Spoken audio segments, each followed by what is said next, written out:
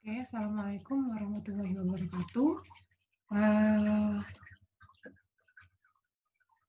di video ini, teman-teman, kita bahas, atau lebih tepatnya sih, eh, apa namanya,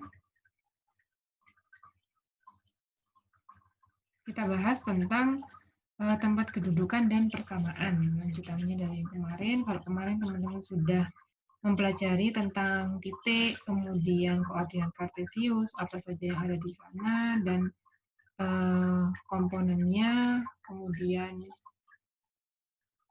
apa namanya, sifat-sifat dan seterusnya. Di video kali ini kita membahas tentang tempat kedudukan dan persamaan, gitu ya.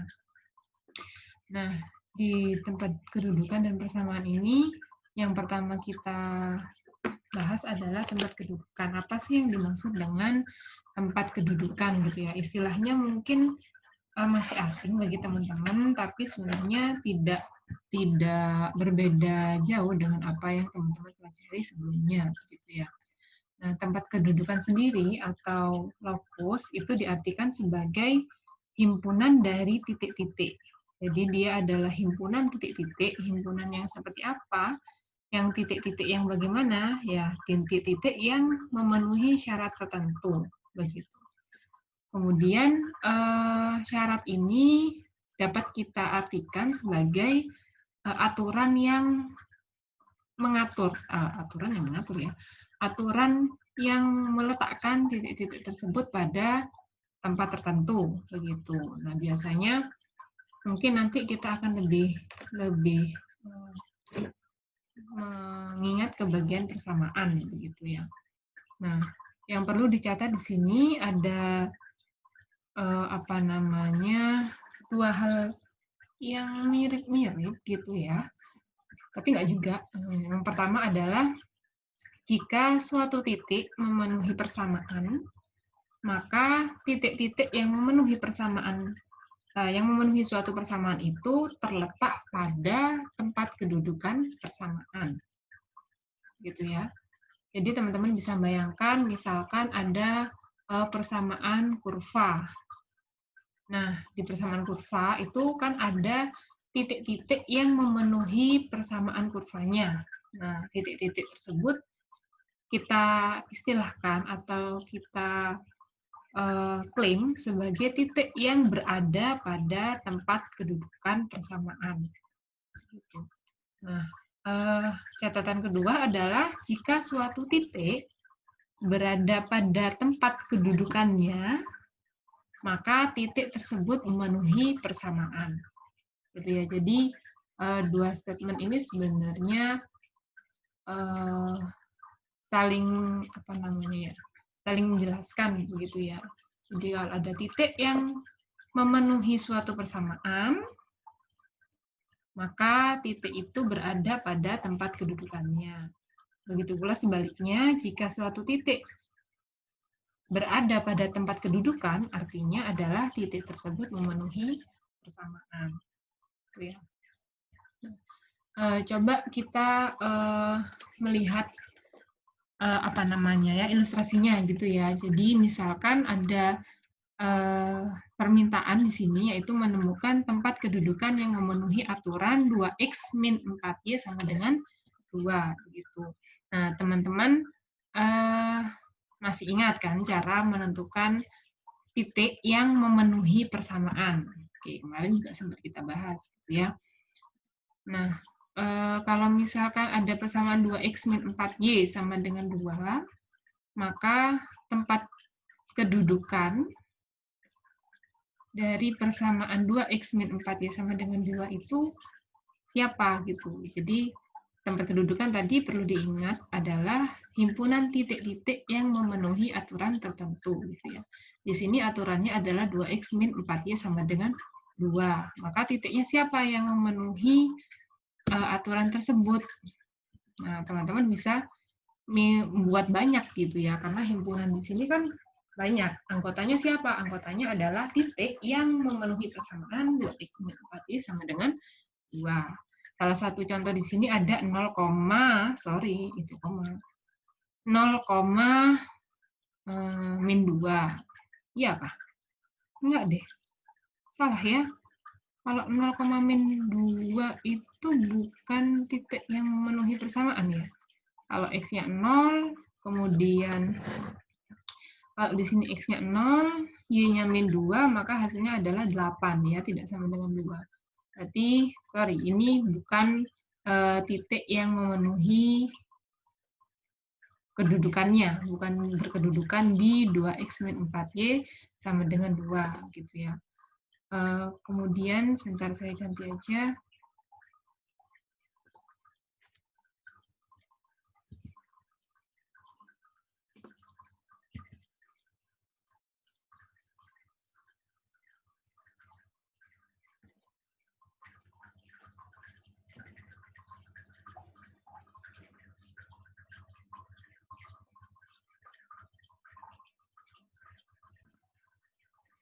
Oke, kita lanjut. Jadi titiknya yang memenuhi tempat kedudukan adalah 0,-setengah gitu ya.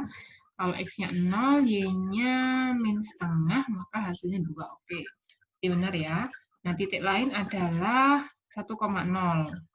Jadi kalau X-nya 1, Y-nya 0, maka dia memenuhi persamaan ini. Atau dengan kata lain, titik 1,0 ini berada pada tempat kedudukan yang memenuhi persamaan 2x-4y sama dengan 2. Nah, yang tidak memenuhi atau yang bukan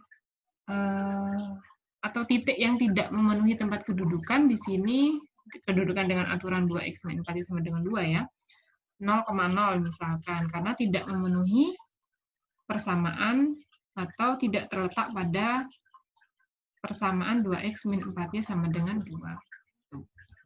Nah, kita lanjut ke grafik suatu persamaan gitu ya. Tadi kita bahas tentang istilah tempat kedudukan. Apa sih yang dimaksud dengan tempat kedudukan? Nah, sekarang kita pindah ke grafik. Gitu. Nah, grafik teman-teman juga sudah kenal sebetulnya ya. Grafik dari suatu persamaan dapat diartikan sebagai suatu tempat kedudukan dari suatu persamaan. Jadi grafik itu bisa kita artikan sebagai tempat kedudukan dari suatu persamaan. Titik-titiknya tadi itu ya. Nah, cara menggambar grafik itu sudah teman-teman lakukan sebelumnya mungkin di sekolah menengah atas ya, yaitu dengan menghubungkan titik-titik yang memenuhi persamaan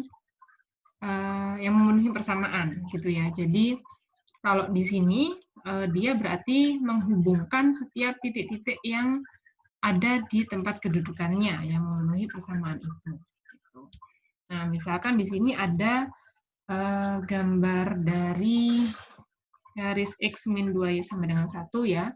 Nah, ini kita bisa lihat bahwa titik A ini terletak pada tempat kedudukannya, di mana titik A ini terletak pada garis X min 2Y sama dengan 1. Nah, titik-titik lain yang menempati kedudukan di garis ini, kalau kita hubungkan pasti akan membuat suatu grafik garisnya sendiri. Nah, itu cara menggambarnya salah satunya dengan menggunakan atau dengan menghubungkan titik-titik yang memiliki tempat kedudukan di garis itu. Atau kalau misalkan teman-teman menggunakan aplikasi ya sekarang bisa menggunakan GeoGebra atau mungkin FXDraw dan teman-temannya itu untuk menggambar garis. Jadi tetap konsepnya adalah menghubungkan titik-titik yang berada pada garis gitu ya. Tapi kalau ini kan titiknya bersambung terus begitu, jadi langsung jadi garis kalau di aplikasi gitu ya. Nah, selanjutnya karena kita tadi sudah bahas garis gitu ya, tidak berbeda jauh dengan kurva ya, jadi cuma bedanya garis itu identik dengan lurus, kalau kurva itu identik dengan garis yang lengkung gitu ya. Nah, bagaimana ketika kita mau menentukan titik potong antara dua kurva atau dua garis gitu. Nah, teman-teman juga sempat menghitung atau mempelajari ya di perkuliahan yang lain atau mungkin di sekolah menengah atas. Jadi kalau misalkan kita ingin menentukan titik potong antara 4x² plus Y sama dengan 8 dan x² plus Y sama dengan 5 gitu ya. Titik potong di dua kurva ini berarti adalah titik yang memenuhi persamaan pertama dan memenuhi persamaan kedua karena dia titik potong dua kurva gitu ya. Nah, dengan sedikit perhitungan tentunya teman-teman nanti bisa mendapatkan bahwa titik potong kedua kurva ini adalah 1,4 dan min 1,4. Teman-teman bisa coba sendiri di buku gitu ya atau di kertas coretan.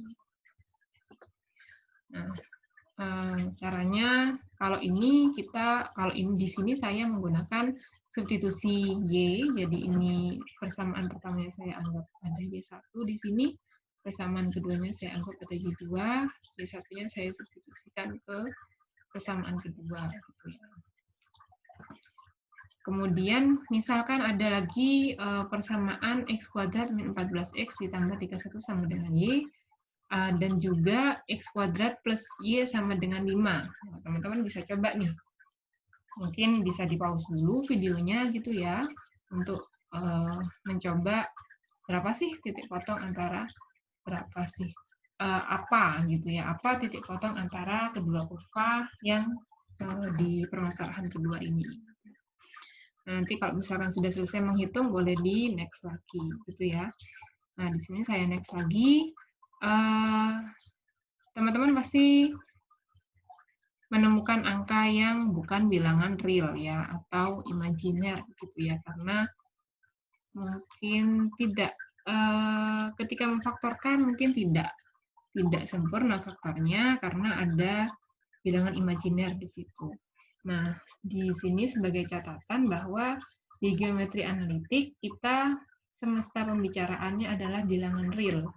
Sehingga ketika ada bilangan imajiner, maka dia tidak kita anggap sebagai selesaian begitu ya. Jadi kalau disuruh mencari titik potongnya, kemudian ketemu bilangan imajiner, maka tidak ada titik potong berarti antara dua kurva yang ada permasalahan kedua ini. Begitu. Oke, simpulannya adalah kurva x² min 14x plus 31 sama dengan Y tidak berpotongan dengan kurva x² plus Y sama dengan 5. Nah, ini secara geometris ya. Secara geometris perpotongan dua kurva itu adalah yang kita cari adalah titik yang memenuhi persamaan pertama, kurva pertama dengan kurva kedua. Nah, ketika kita menemukan bilangan imajiner di perhitungan, maka dia mengisyaratkan bahwa tidak berpotongan antara kurva pertama dengan kurva kedua. Begitu ya. Nah, selanjutnya yang kita bahas adalah persamaan dari tempat kedudukan, gitu ya. Tadi kalau tadi kita ada persamaan, kemudian kita cari titik-titik yang memenuhi tempat kedudukannya. Nah, sekarang bagaimana kalau kita dikasih informasi tentang posisi titik itu, kemudian kita mencari persamaannya seperti apa. Nah, untuk mencari persamaannya itu ada beberapa langkah yang teman-teman bisa lakukan ya. Kalau di luar langkah ini sebenarnya nggak masalah gitu, tapi mungkin ini sebagai langkah awal yang bisa teman-teman ambil. Yang pertama adalah membuat sketsa untuk merepresentasikan kira-kira nanti persamaannya bentuknya seperti apa. Yang kedua adalah menuliskan relasi titik-titik berdasarkan syarat yang diberikan, atau mungkin memodelkan syarat yang diberikan tadi itu, gitu ya, memodelkan persamaan atau syarat yang ditentukan tadi, kemudian merubahnya ke dalam bentuk yang memuat X dan Y, karena persamaannya ini kan persamaan dengan variabel X dan Y ya, ada di sumbu X dan ada di sumbu Y. Nah, misalkan di sini ada permasalahan, jadi teman-teman diminta untuk menemukan persamaan dari tempat kedudukan titik-titik yang berjarak sama terhadap titik min 4,0 dan sumbu Y gitu ya. Jadi kita diminta menentukan persamaan titik-titik ini, titik-titik di sini. Nah, yang jaraknya dari min 4,0 ke titik-titik yang ada di sini itu sama dengan jarak dari titik-titik ke sumbu Y. Gitu ya. Nah, di sini ada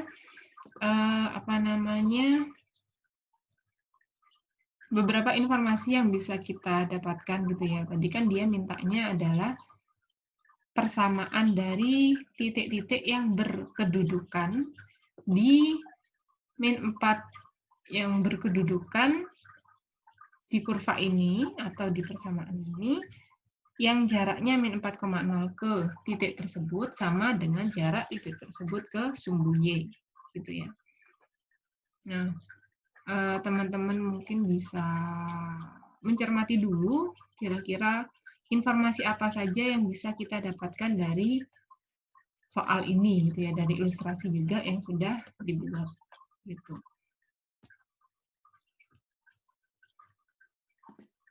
Nah, kalau teman-teman sudah dapat informasinya mungkin bisa kita samakan ya. Jadi informasi yang didapat dari ilustrasi di samping adalah jarak titik A ke B sama dengan jarak titik B ke C. Itu ya.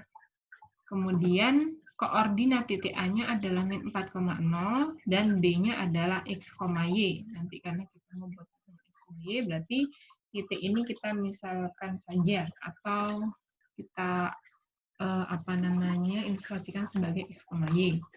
Nah, yang selanjutnya adalah jarak B ke C. Kalau ini kita buat x, y juga, nanti ada x1 dan x2 ya. Jadi sekarang kita coba memandang jarak dari B ke C ini sebagai suatu nilai tentunya, suatu nilai yang tidak boleh negatif. Atau jarak dari B ke Y, dari B ke sumbu Y adalah mutlak X, gitu ya. Kan sama dengan panjang, sumbu X ini ya, panjang sumbu X yang bawah ini. Nah, dengan berbagai informasi di sini, teman-teman bisa membuat beberapa perhitungan dan manipulasi aljabar, begitu ya. Nah, AB ini adalah jarak dari titik A ke titik B. Titik A-nya tadi min 4,0, titik B-nya kita anggap X, Y, maka dengan aturan jarak kita bisa mendapatkan akar dari X plus 4 kuadrat plus Y kuadrat, kemudian BC ini adalah jarak dari B ke C atau nilai mutlak dari X-nya yang di bawah ini ya. Nah, kemudian dengan manipulasi aljabar tentunya teman-teman nanti bisa mendapatkan bahwa persamaan kedudukan titik-titik yang sesuai dengan permasalahan tadi itu yang berjarak sama dari min 4,0 ke persamaan dan dari persamaan min 4,0 ke titik B, kemudian dari B ke sumbu Y, atau mungkin min 4,0 ke titik yang ada di sebelah sini, ke sumbu Y juga. Nah, itu dapat kita atur atau dapat kita formulasikan dengan aturan Y kuadrat plus 8X plus 16 sama dengan 0. Insya Allah jelas ya, kalau misalkan ada yang dibingungkan dari sini, teman-teman bisa menuliskan pertanyaan di WA group, gitu ya. Nah, bahasan kita selanjutnya adalah garis lurus. Garis lurus, oke. Teman-teman masih ingat kan? Sila. Garis lurus itu dapat dibuat melalui dua titik berbeda. Jadi jika ada dua titik berbeda, maka kita bisa membuat tepat atau hanya satu garis lurus dari dua titik tadi itu. Kemudian melalui satu titik di luar garis, dapat dibuat tepat satu garis sejajar yang melewati titik tadi itu, yang sejajar dengan persamaan, sejajar dengan garis yang ada tadi. Jadi ada titik, ada garis, kita bisa buat satu garis sejajar yang memuat titik ini dan sejajar dengan garis yang ada tadi.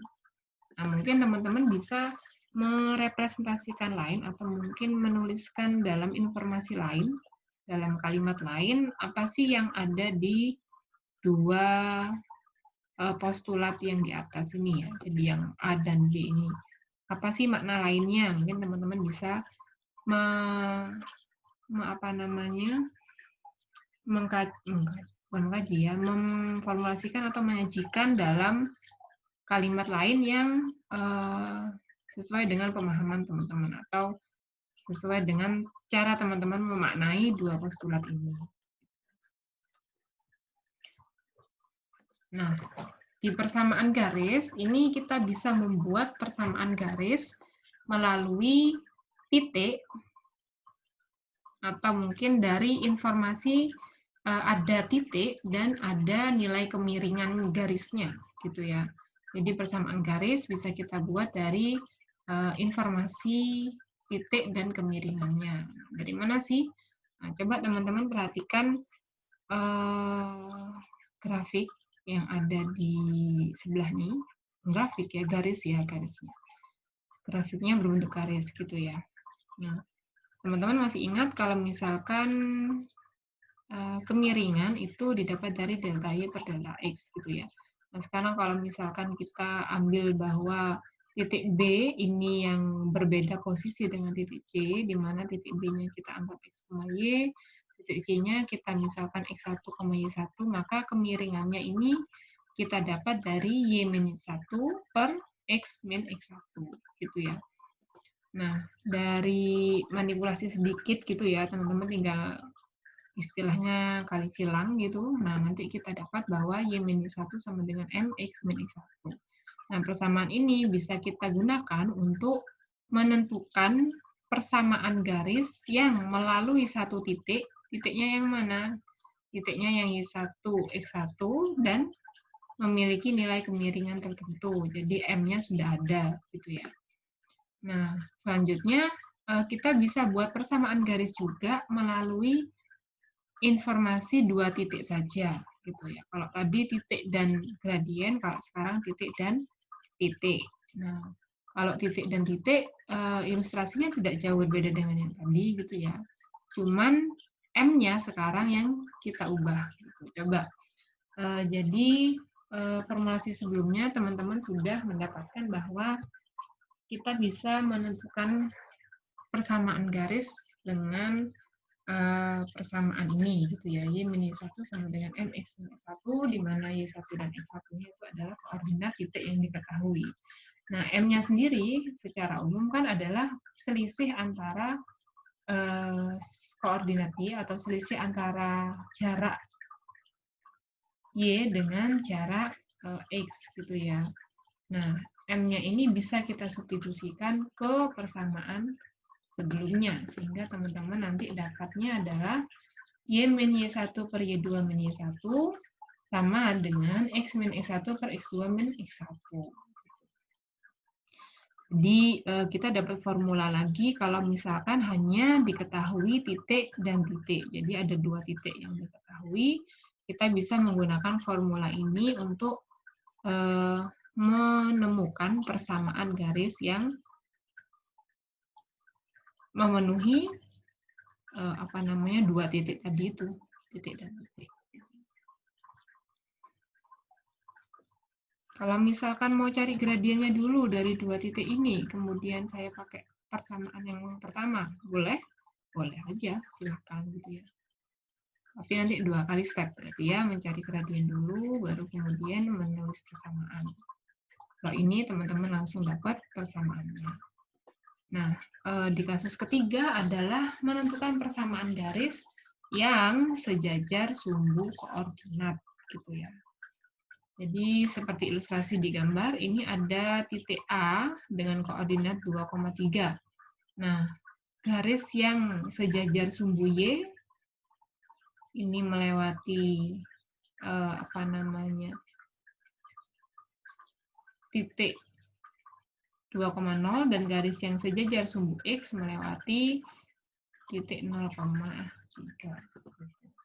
Nah, teman-teman bisa saya yakin bisa menentukan persamaan garis yang melalui 2,3 dan sejajar dengan sumbu X ataupun sejajar dengan sumbu Y. Coba teman-teman pikirkan dulu persamaan garis yang sejajar sumbu Y yang melewati 2,3 apa? Nah, ini yang perlu diperhatikan adalah kalau menggunakan rumus yang tadi ya, berarti kemiringannya adalah 0 gitu ya. Jadi teman-teman tidak untuk garis yang sejajar sumbu X ataupun sumbu Y, kemiringannya adalah 0. Nah, coba teman-teman pikirkan dulu persamaan garis yang sejajar sumbu X dan sejajar sumbu X dan melewati 2,3, kemudian persamaan garis yang sejajar sumbu Y melewati 2,3. Nah, untuk yang sejajar sumbu X, ini kita punya Y sama dengan 3, dan untuk yang sejajar sumbu Y, kita punya X sama dengan 2. Benar ya jawabannya teman-teman semua? Iya, udah pinter kayaknya. Untuk kasus selanjutnya, bukan kasus ya, untuk bahasan selanjutnya adalah bentuk umum dari persamaan garis lurus. Nah, teman-teman sudah banyak ketemu tadi tuh ya, ada yang bentuknya Y sama dengan, ada bentuknya AX plus B sama dengan C. Nah, untuk bentuk umum persamaan garis lurus itu kita sepakati sebagai bentuk AX plus BY sama dengan C, di mana A, B, C-nya adalah bilangan real atau bilangan nyata gitu ya. Boleh pecahan, boleh desimal, boleh negatif. Nah, variabelnya ada di sebelah kiri tanda sama dengan, dan di sebelah kanannya konstanta saja, begitu. Nah, untuk bentuk-bentuk lain, teman-teman bisa memanipulasi sendiri dari sedikit pemberian operasi aljabar ya.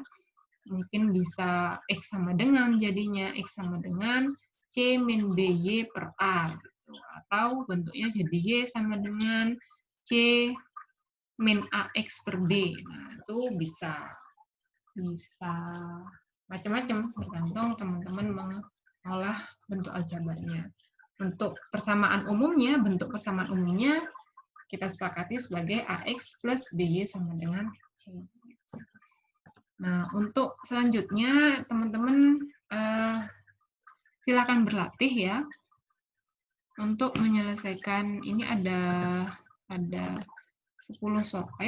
ya, ada 9 soal yang saya harapkan teman-teman bisa mencoba untuk lebih memantapkan bahasan yang kita diskusikan sebelumnya gitu ya.